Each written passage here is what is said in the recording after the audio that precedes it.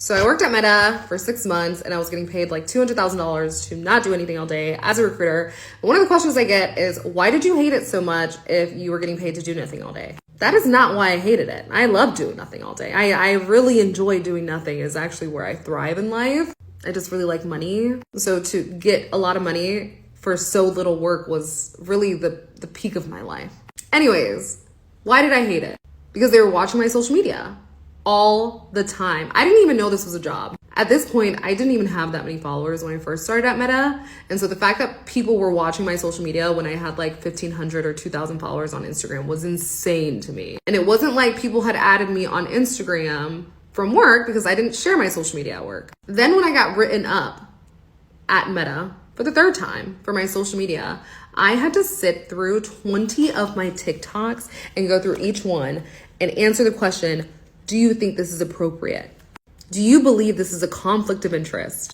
What would be a conflict of interest, you may ask? Me telling people that these are the sites that you can go to find salary information, so that way they can negotiate their salaries. I didn't say it was factual information. I didn't say this is where Meta posts their salary information. I just said if you're looking to negotiate your salaries, these are the websites that I would use. They said that was a conflict of interest because as a recruiter at the company, I was speaking as the face of the company. I was like, I don't think I'm the face of the company. If so, I'm not getting paid enough.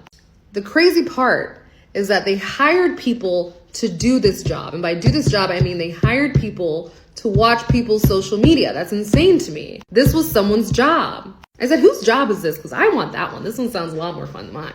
All they were doing at this point was hoarding talent. That's it. They were hiring so many recruiters. It was insane because like no one was hiring anybody. So I was like, why is hiring more recruiters the answer?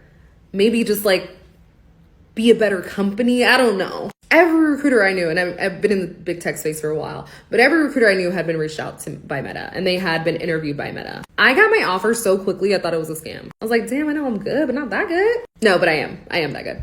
They had the most recruiters out of everybody. And they were doing that so they could hire all the talent. And if no other companies had great recruiters because they were all doing nothing, getting paid $200,000, $400,000, $500,000 at Meta to do nothing, they're not going to your company. No, it's true, it worked. It was a great strategy. They even started creating in-house recruiters, breeding them from the inside, training them with no experience. They wanted like a recruiting army so they could get all the talent and hoard all the talent so no one else can hire engineers. If you have no recruiters, how are you going to hire engineers? And they were offering these engineers so much money. Anyway, so yeah, they had a bunch of fake jobs so they can hoard talent and no one else could get ahead. It was a great strategy until people pulled the rug.